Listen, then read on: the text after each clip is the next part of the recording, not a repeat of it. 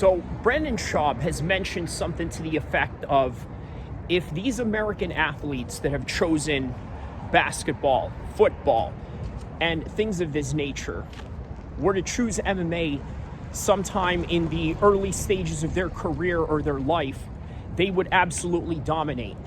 Now, this conversation right here is not about American athletes, but rather the difference between the Dagestanis and Ireland.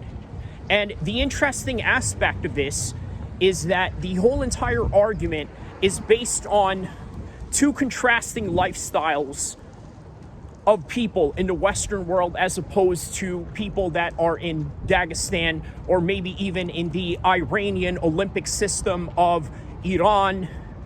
You could even throw Afghanistan in there. I know Egypt is very deep into the whole wrestling, as well as, I would say, yeah, a lot of the Eastern European and Central Asian countries, to be exact. So what is significant about that in contrasting to the Irish people?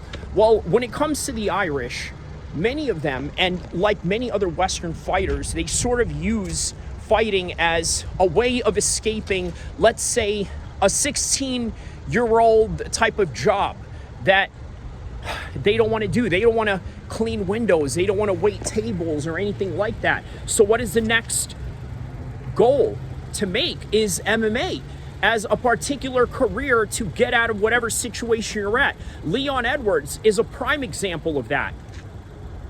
Diego Sanchez will tell you that he's also a prime example of that. Nate Diaz will tell you that he's an example of that. And Conor McGregor will tell you that when he was a plumber, he said, this life isn't for me. I got to go out there, get up, get out, and get something.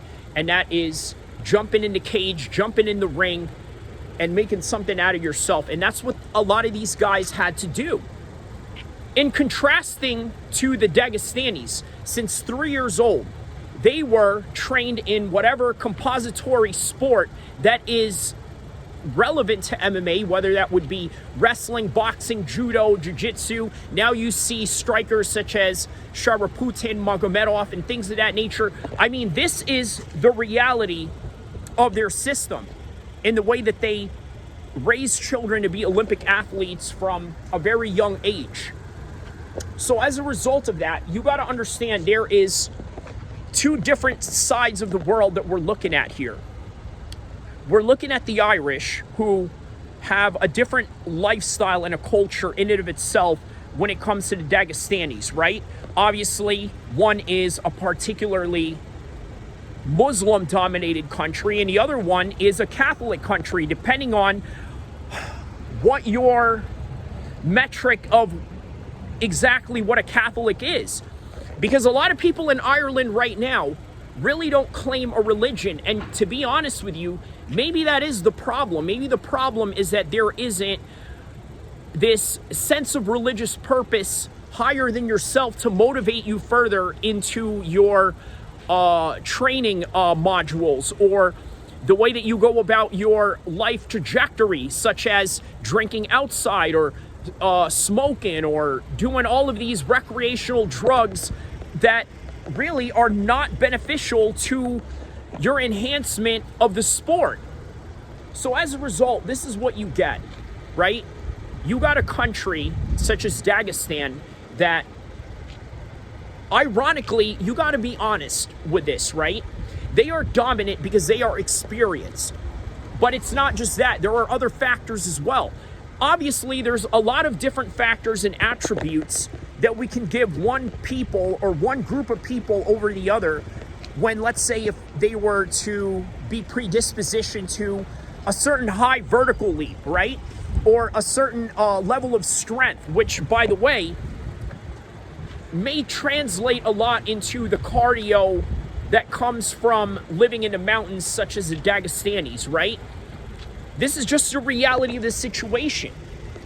But the other reality of the situation is the sports preference between the nations. And that is something that is really important to understand here. Now, why is it important to understand? Well, take this into consideration, right? in America, in England, in Ireland. There's too many sports. We can name all of them. There's baseball, basketball, football, hockey, soccer, and then when you go to England, there's soccer, there's Gaelic football, there's rugby, and then there's cricket, and then there's horse racing, and then there's all these other types of sports that, quite frankly, make a whole lot more money than fighting. But with the Dagestanis, this is all they know. Now look, do I know of any particular Dagestani or Chechnyan that has came out of there to, let's say, play for the Premier League or play basketball or this and that? I tell you what, MMA Guru said something very interesting, which I thought was sort of mind-blowing, but at the same time really telling. And it goes something like this, right? What he mentioned is a lot of these Dagestanis are winning because of the experience that they've had, as opposed to, let's say, look at Dustin Poirier, right? He gave Dustin a pretty good fight. And this is a kid who literally grew up from the time he was a teenager and then started training, whereas a lot of these guys started training when they were 3. How you doing? Don't mind me. I'm just filming, a mixed martial arts podcast if you guys want to say hi. Yeah, so there it is. So yeah, as I was saying, yeah, there's a contrasting difference. What was that? Oh yes, say hi, guys. This is I'm right here in front. What is the name of this restaurant again? Rock and Soul. So if you guys are in Sacramento, be sure to tap into Rock and Soul, and yeah, don't forget to like and subscribe as well. So going back to the subject matter at hand that I was saying, right, is that there's a contrasting difference in the way that they grew up. Dustin, from the time he was 16, decided, you know what, I'm going to be an MMA fighter now, because there's no other choice or options in my way in terms of economic upliftment. With the Dagestanis, a lot of these guys are funded. Now, are there horror stories of these guys living poor and in destitute situations? Absolutely. This is a reality. But you got to understand, their reality of being poor is a little bit different when they are state funded. And you know, the Russians, they were once communists at some point. As a result of that communist mentality, it sort of seeped into the post-Soviet era of their nation. And what did they do in return? They started funding the athletes. You look at the Olympic athletes in Russia as opposed to the United States. What is the difference? The big difference is that these American athletes have to scrape for every dollar that they earn to go and compete, whereas a lot of these Dagestani foreign athletes are state funded, and their whole entire purpose is to dominate and win. So here's something that I want you guys to understand. Obviously, this is in reference to the Paul Hughes and Usman Nurmagomedov fight that is coming up, which, by the way, I think Usman is easily going to dominate, but I think Paul Hughes is going to make a great account of himself. And just like Conor McGregor, he made a great account of himself against Khabib.